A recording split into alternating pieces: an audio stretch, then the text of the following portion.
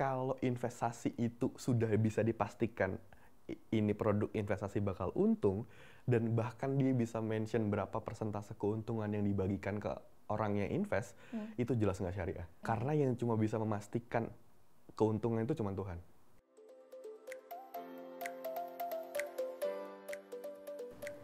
Siapapun orangnya, apapun pembicaraannya, ambil aja baiknya. Yuk!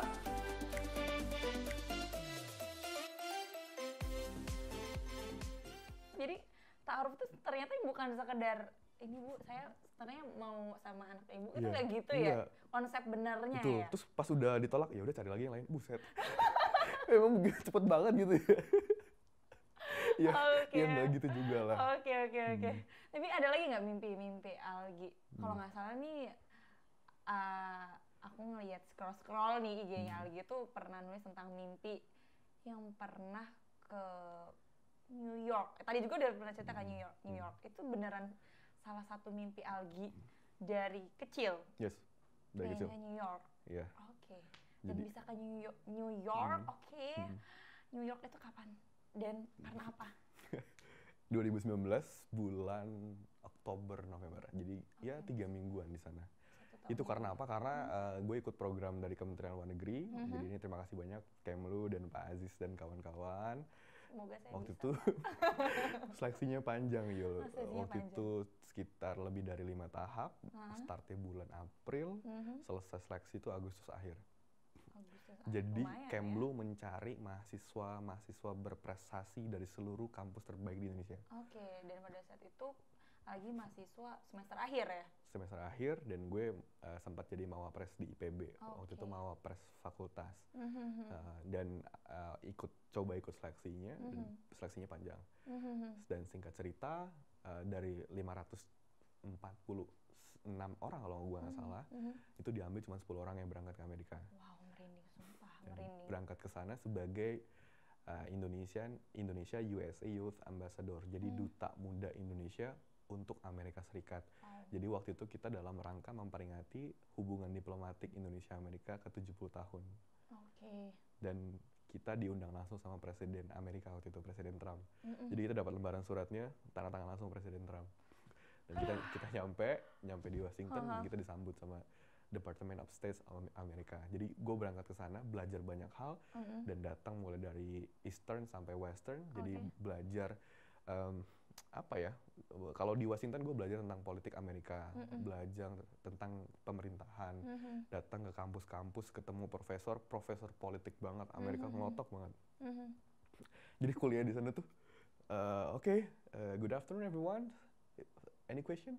Jadi kelas di awal dengan ada pertanyaan. Gue sama teman-teman gue, kita udah prepare semua. Tapi kita beda punya banget sama Indonesia ya. Jarang kan, kita pasti langsung masuk materi dulu. Culture kali ya. Tapi bukan berarti kita lebih jelek dan Amerika lebih baik. Tapi ternyata kita nggak kalah kok sama bangsa Amerika. Toh gitu. Ini anak Indonesia bisa loh ke sana ya kan? Anak kampung yang sering main layangan. Lu rambutnya kuning loh. Waktu di Lampung gue kuning rambutnya. Iya. Terus gitu. Bisa ketemu sama Presiden Amerika. Waktu itu sih nggak ketemu Presiden Trump, tapi suratnya nyampe ke kita. Tapi kita hampir ketemu sama senator di Amerika, cuma nggak jadi karena ada satu lain hal, mereka ada rapat. Cuma kita sempat datang ke rapat DPR-nya Amerika. Dan gue lihat sih di rapat DPR-nya itu karena anggota Kongres atau anggota senator itu mantan-mantan pemimpin-pemimpin daerah atau federal. Jadi kalau senator tuh biasanya dia pernah jadi gubernur di California atau di mana. Jadi yang udah punya senioritas banget lah. Dan rapatnya tuh seru gitu loh, akademis banget. Jadi debatnya pun debat ilmiah gitu. Jadi bukan kayak gimmick gimana. Saya harus bela rakyat, padahal di belakangnya enggak. Gue nggak sebut negara mana ya, itu ada di mana gue nggak tahu. tapi di sana kalau memang ini kebijakan yang merusak rakyat, ya dia nggak setuju pun secara ilmiah gitu. Mungkin kalau di suatu negara tuh ada yang penuh gimmick ya, sering nonton sinetron mungkin. Cuman dia belum dapat sinetron azab kali. Nggak bercanda. Bercanda ya teman-teman ya, oke. Terus kayaknya selain Amerika tuh banyak, selain Amerika ada Korea ya, pernah ke Korea? Pernah. Karena Kementerian Luar Negeri juga nih, karena program di Kementerian Luar Negeri? Waktu itu karena kampus. Jadi kampus di departemen gue punya program semacam kayak excursion ke Korea Selatan. Jadi selama 5 hari gue sama teman-teman tuh belajar ke Myeongdong Street, ke Itaewon. Jadi kalau teman-teman nonton Itaewon Class, gue datang ke Itaewon dan isi Itaewon itu banyak banget restoran. Bahkan di Itaewon tuh ada masjid. Jadi pusat halal dan studi keislaman di Korea itu di Itaewon. Di Itaewon itu ya. Nah, cuma kita kenal kan Itaewon Class tuh film ya. Iya, terus film. orang makan tteokbokki gitu. Iya. By the way, gue pernah nyoba tteokbokki. Pas gue coba ternyata kayak cilok rasanya. Sumpah, gue kira tteokbokki tuh ekspektasi gue tuh tteokbokki tuh mewah dan enak gitu. Pas gue makan, buset ini cilok. Cuma cilok yang persegi panjang ya? Persegi panjang ya? Bukan cilok yang bundar ya? Kenapa lu gak bilang cilok aja sih, kenapa harus tteokbokki gitu? Kadang gue suka iri sama Korea sih. Maksudnya dia keren ya gitu bisa branding sampai sebagus itu. Bahkan gue datang ke tempat oleh-oleh di Myeongdong Street. Itu oleh-oleh isinya kalau di kita kan mungkin kayak Candi Prambanan atau apa ya, ada kuda atau apa. Itu oleh-olehnya gambar patung orang artis Korea semua. Oh iya. Jadi oleh-olehnya kaosnya gambar mukanya. Mengidolakan. Kim Seon, siapa lagi? Gue nggak hafal itu namanya. Iya, aku juga sebenarnya bukan Nam-dosan, Han Ji Pyong gitu kan. Itu postcardnya gambar muka mereka semua gitu. Buset, ini negara narsis banget menurut gue. Ngejual muka orang buat jadi oleh-oleh. Tapi hebat. Tapi hebat cara mereka bisa sampai situ dan kita seharusnya bisa juga. Kamu nggak bawa oleh-oleh pada saat itu? Maksudnya kayak saling tukar gitu di sana, kamu bawa rendang misalnya terus ngasih ke sana, nggak sempet gitu. Waktu itu gue nggak, kalau ke Amerika bawa, cuman kalau ke Korea nggak. Cuman gue beli oleh-oleh. Di sana beli skincare murah banget. Oh iya. Just tip nih kayaknya. Bisa just tip. Harganya bisa, wah kalau di sini mungkin bisa 400.000, di sana cuma 200.000. Jadi kalau lo mau jualan lumayan banget. Lumayan banget. Cuma waktu itu gue nggak ngerti skincare itu apa. Iya. Jadi sayang ya nggak buka just tip ya? Iya, gue nggak buka just tip. Dan gue nggak kenal, gue nggak pernah pakai skincare seumur hidup gue waktu itu.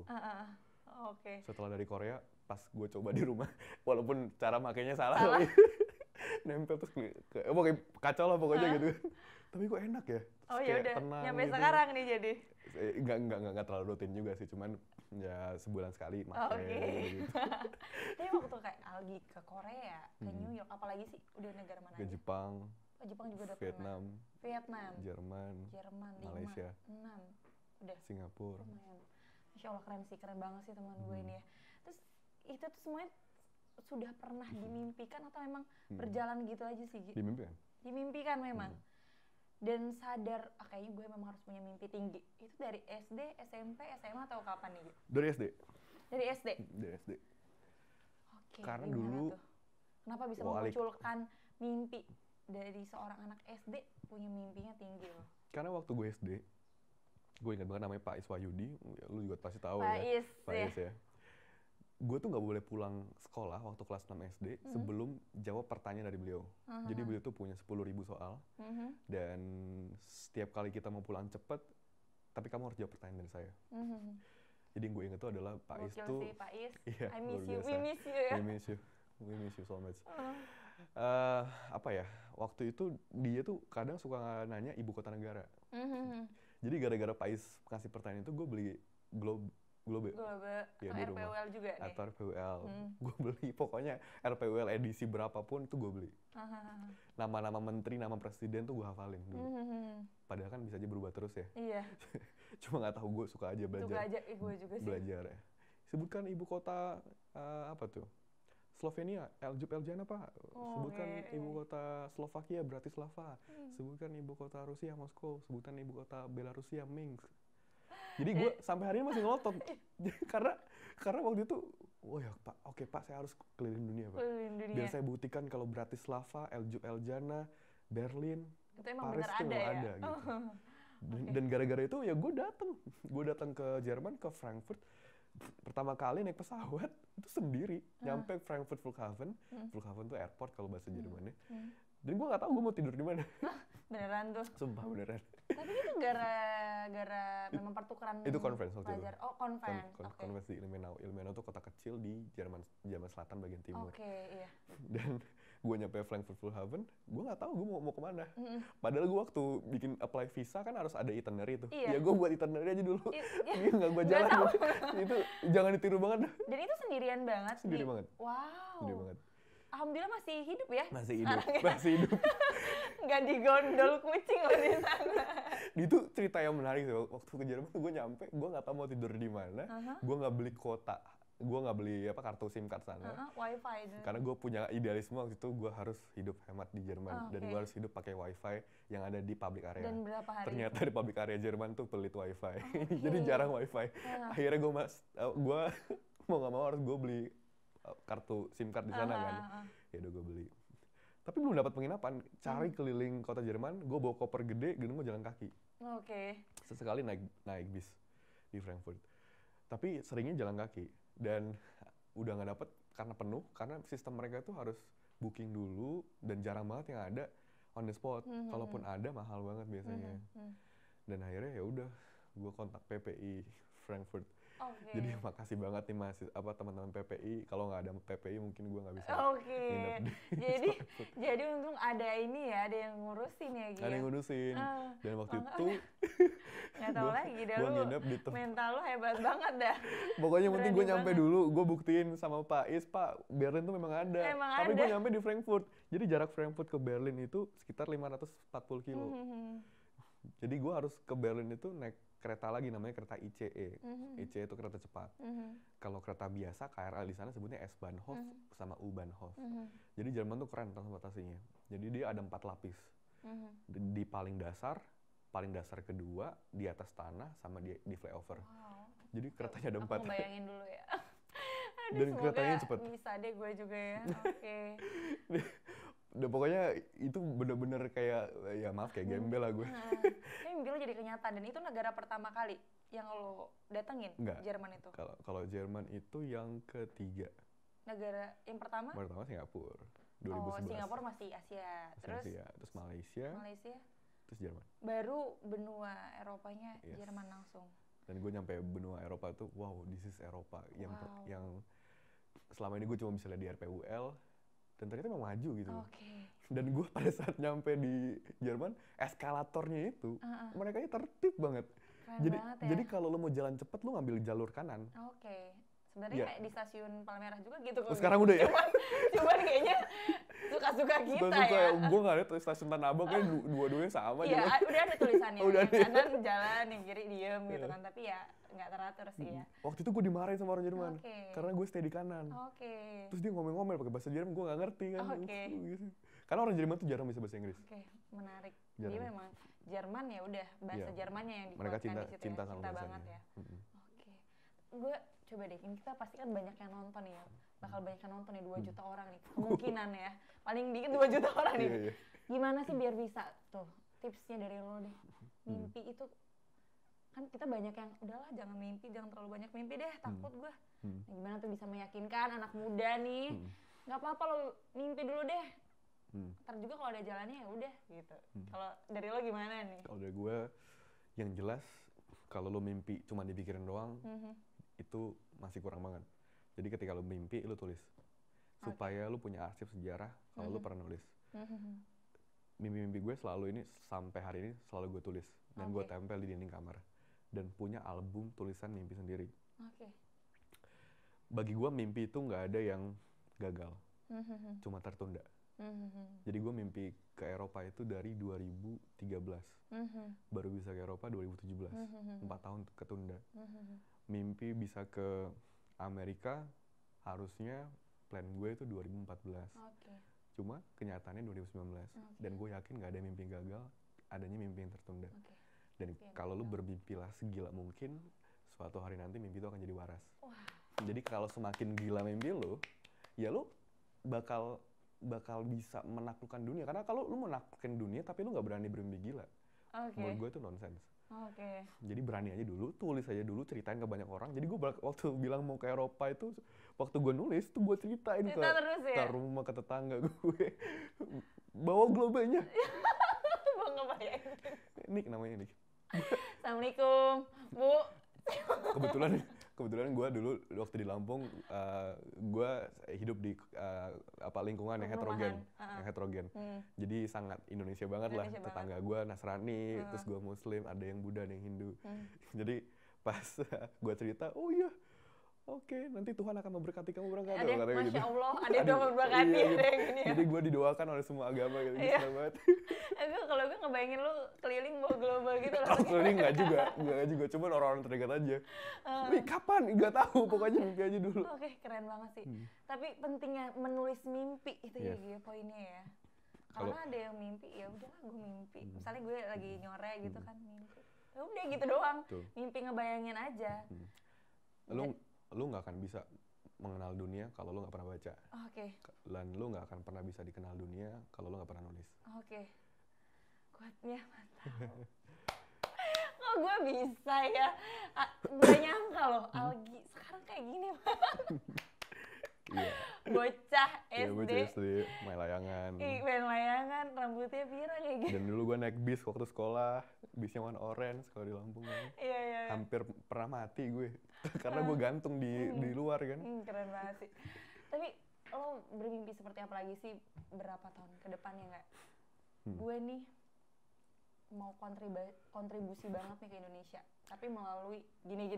Okay. Tuh pengennya kayak mana sih ke depannya? Sekarang mimpi gue itu bukan tentang diri gue, bukan tentang pencapaian yang bisa diukur, tapi mimpi gue itu tentang bagaimana ketika gue meninggal yang datang ngelayat gue rame.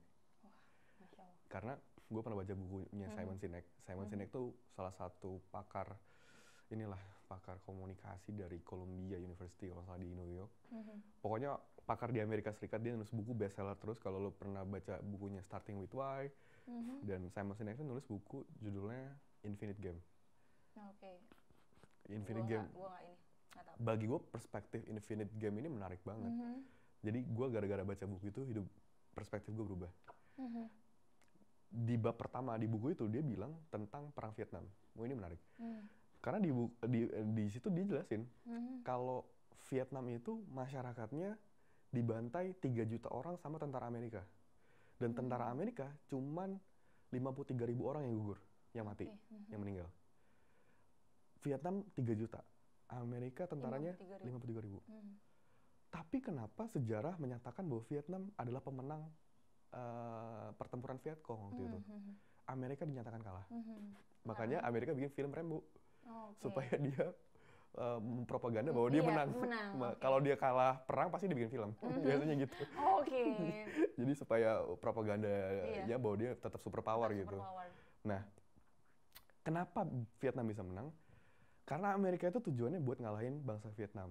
Karena waktu itu pengaruh komunisme itu besar banget di Asia.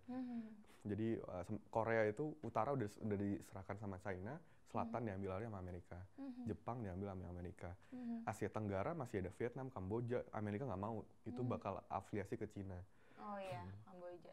Sampai Vietnam pun sampai hari ini masih ada 2 fraksi loh, fraksi utara sama selatan.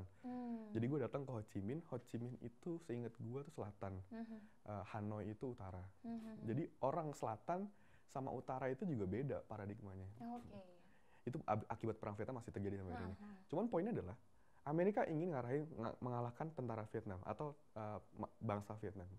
Tapi motivasi bangsa Vietnam bukan mengalahkan tentara Amerika. Tapi motivasi bangsa Vietnam bagaimana dia bisa survive sehingga di masa depan anak cucunya masih ada sebagai bangsa. Dan menurut gua itu adalah infinite. Jadi infinite itu kalau di perspektif bisnis tujuan kita bukan mengalahkan kompetitor perusahaan. Gimana tetap perusahaan ini survive gitu ya. Bagaimana bisnis ini bisa berjalan puluhan tahun dan keberlanjutannya masih ada. Daripada tahun ini peringkat 1 di global, tahun depan udah gak masuk 10 besar. Dan buat gue, mimpi gue ke depan bukan tentang gue bisa ke Amerika lagi, tapi bagaimana gue bisa hidup bareng-bareng sama masyarakat Indonesia, dan ekonomi syariah yang gue yakinin itu bisa hadir buat seluruh umat manusia. Bukan cuma buat orang Islam aja. Karena Islam tuh diturunkan itu rahmatan lil alamin, bukan rahmatan lil muslimin. Untuk alam semesta. Karena kalau Islam itu adalah agama yang untuk spesifik muslim, buat gue Tuhan tuh rasis. karena di Amerika memang Nasrani ada 10.000 jenis Kristen di Amerika. Yang gue tanya di sana. Cuman poinnya adalah ketika sebuah agama itu yang gue yakinin benar, dia harus bisa kebahagiaannya, kemaslahatannya, kebermanfaatannya bisa dirasakan oleh semua manusia. Bukan cuman buat umatnya aja. Dan gue punya value itu, dan gue pengen sampaikan kepada semua orang bahwa ekonomi syariah adalah titik temu umat beragama. Kalau lu pengen kayak gini, kenapa gue katakan titik temu umat beragama? Islam sama Nasrani sama Buddha sama Hindu sangat beda konsep teologinya atau keyakinannya. Tapi kalau kita bicara ekonomi, sama nggak? Kita bicara sama. Untung rugi, sama nggak? Sama. Ada nggak orang di dunia ini, misalkan katakanlah dia tuh Nasrani, terus dia minjem uang 10 juta, dan dia harus bayar 12 juta. Dia mau nggak? Nggak mau, rugi ya? Rugi kan? Mau minjem 10, harus bayar 12. Kalau di konteks Islam namanya riba. Konteks universal namanya bunga. Dan disitulah titik temu umat beragama. Kita sama-sama memerangi nih bunga, memerangi riba. Karena itu menyengsarakan kita. That's mimpi gue ke depan, menyampaikan kepada semua orang bahwa ini jalan titik temu kita. Gitu. Apakah mimpi ke depan itu kita spesifikkan kalau menjadi bagian dari sebuah kabinet? 10 tahun ke depan, who knows? Apakah pengen seperti itu? No. Bukan no gue nolak ya. Iya. Cuman kalau itu yang gue cita-citakan, gue mimpikan, gue bukan penganut infinite lagi berarti. Karena tujuan gue cuma jabatan. Padahal jabatan itu adalah jalan menuju tujuan gue. Ibaratnya kalau gue mau ke Bandung, jabatan itu mobil gue. Tujuan gue tetap Bandung. Jadi jabatan itu bukan jadi tujuan lo. Yes. Wah, keren sih. Tapi gue sebagai temen lo nih, pengen lihat lo 10 tahun ke depan. Ini burung Garuda nih ya. Kanan kirinya tuh ada muka lo gitu, gimana gitu. Di kamar lo aja berarti ya? bukan di ruang kelas. Di ruang kelas aja ya, gue doain ya. Aduh. Yaudah, kita boleh minum dulu? Nggak haus? Dulu ya? Nggak haus nih. Ya. Aduh. Lumayan teman-teman. Udah 1 jam. Udah sejam ya? Udah sejam. Ngomong mulu nih gue. Gue seneng banget deh. Lo punya mimpi yang tinggi dan mungkin karena basic lo S1-nya ekonomi syariah, jadi itu fundamental lo untuk punya mimpi mengenai yang tadi kita bahas tadi. Betul. Walaupun sekarang S2 ini komunikasi itu kayak cuma menyelaraskan gitu nggak sih, Gi? Komunikasi itu salah satu weapon atau senjata gue supaya gue bisa menyampaikan value dan visi gue tadi. Yaudah, semoga ya Gi ya. Setelah video ini yang akan 2 juta orang yang menonton ini bisa mendapatkan value-value yang kita sampein. Dan gue doain lah mimpi lo semuanya bisa dipermudah merealisasikannya. Dan kita tunggulah 10 tahun ke depan, siapa tahu muka lo ada tuh nih burung Garuda nih. Ini Algi, gue wakilnya lah. Oke teman-teman, makasih banyak ya, siapapun tamunya, apapun pembicaraannya, ya udah kita ambil aja baiknya. Dadah. Wassalamualaikum warahmatullahi wabarakatuh. Waalaikumsalam.